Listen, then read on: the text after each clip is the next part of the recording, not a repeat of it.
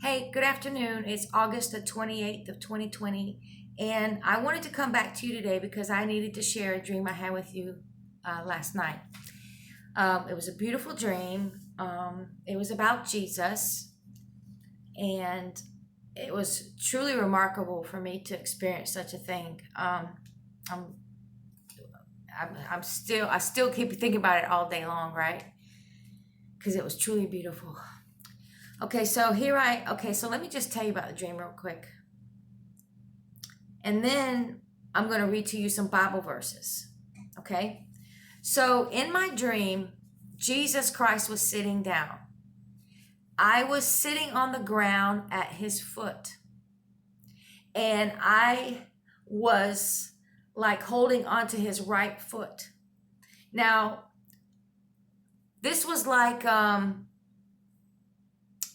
the woman who, it reminded me of the woman. There's a thing in the Bible, a story in the Bible talks about the woman who poured oil on his feet. She took her long hair and dried dried his feet off with her hair. Except I didn't do that with my hair. I didn't do that. Okay, so I was holding on to his right foot in his leg part, and there was oil on his like his leg and his foot. There was oil all over it. And from like his shin, because all I could see really was like from his calf area down to his foot. That's all I could pretty much see of his leg. And that's what I was holding on to. I took the oil and I was rubbing the oil into his skin, and I was rubbing the oil into his foot, and I was saying to myself, oh, this is olive oil. Okay. And I got down to his foot and I just stopped. I was holding his foot like this, and I just stopped and I just stared at his foot because I could see the nail mark in his foot. It was between the size of a quarter and a nickel. It was right in between that size. It wasn't as big as a quarter, but it wasn't as small as a nickel. So it was like right in the middle. And I was remarking to myself about, oh, this is olive oil. Now, while I was doing that, he and I were talking, and I have no remembrance of anything that was said, but this. This is what I remember. I was thanking him for dying on the cross for all of us. I was saying, thank you for dying on the cross for all of us. Now we had already been speaking before that. And like I said, I don't remember none of that. And then the last thing I said to him was, thank you for dying on the cross for all of us. And Jesus Christ said to me, he says, what do you mean, all of us? And then the dream ended. That's what he asked me. What do you mean, all of us? Well, right when he asked me that, I mean, that's the last thing he said. And when he asked me that, I thought to myself in the dream, what does he mean by that? And then that was the end of the dream. Then that I don't remember anything else about the dream. So the dream ended. Okay, so I woke up and I was going about my, I let the dogs out to go potty, and I came back in the house, and then I went down to bend down to get on the ground. I put my knees on the floor to bend down to pray to God. As soon as my knees hit the floor, the second my knee hit the floor, boom, a vision flashed in my face of exactly my dream, what I saw last night, that I was holding Jesus's foot, and I could see the nail print in his foot, and the oil that was on his leg and everything in his foot. And because when I woke up, I did not remember that dream. But as soon as my knee hit my knee hit the floor, instantly the vision flashed back to me. I'm like, oh my gosh, that's right. I had this beautiful, amazing dream that I was sitting at the foot of Jesus Christ. Then the question came back to my mind. He goes, what do you mean? What do you mean by all of us? So it got me thinking. I'm like, what a question. What a question. Because see, we're taught that we're taught that it's for everyone. Okay, so I'm going to I'm going to read you some Bible verses. I tried to reach out to Ron this morning because I wanted to get a more technical answer, because he's very technical. He knows how to break stuff down real good, but I guess he's busy. He couldn't respond, but I got to get this video out. So I'm going to read you Matthew chapter 22. I'm going to read you verse 1 to 14. Okay? Let me actually read you that one first. It's about the marriage dinner. It says, "And Jesus answered and spake unto them again by parables, and said, The kingdom of heaven is like unto a certain king, which made a marriage for his son, and sent forth his servants to call them that were bidden to the wedding, and they would not come." Bidden means invited, who were invited, okay? "Again, he sent forth other servants, saying, Tell them which are bidden, Behold, I have prepared my dinner. My oxen and my fatlings are killed, and all things are ready. Come unto the marriage. But they made light of it, and went their ways, one to his farm, another to his merchandise. And the remnant took his servants, and entreated them spitefully, and slew them.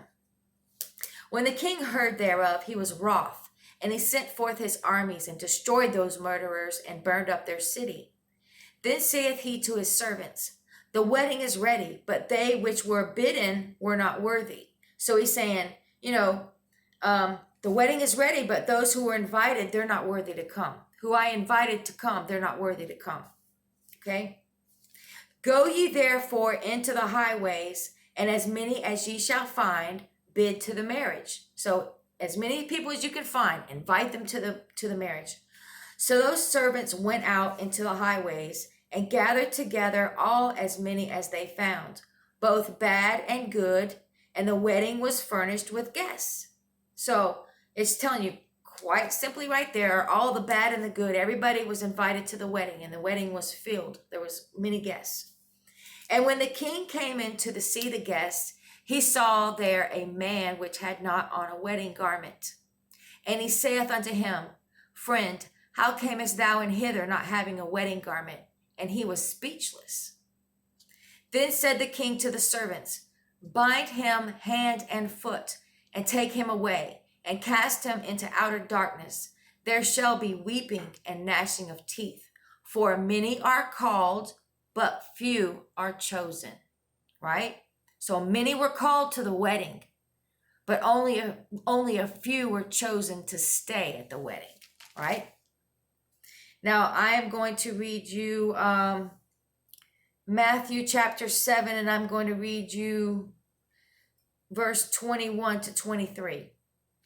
"Not everyone that saith unto me, Lord, Lord, shall enter into the kingdom of heaven, but he that doeth the will of my Father which is in heaven.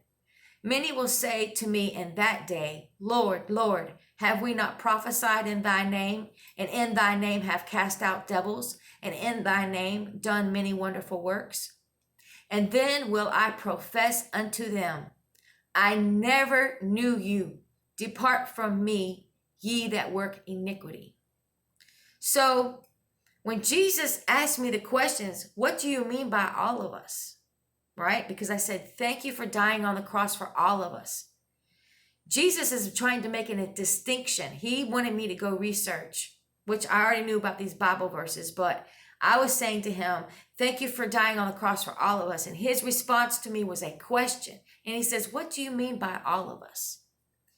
Because it says right here, when he says, and then I profess unto them, I never knew you. Depart from me, ye that work iniquity. So there's some that he never even knew. Okay? He didn't even know the people that he never knew. He didn't die on the cross for them. The ones that work iniquity, it's not for them. Okay? So I thought it was a beautiful dream and a very profound question.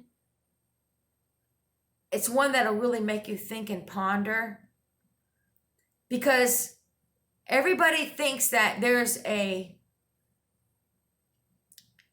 extensive grace extended, like what's this word? There's a certain word I want to use.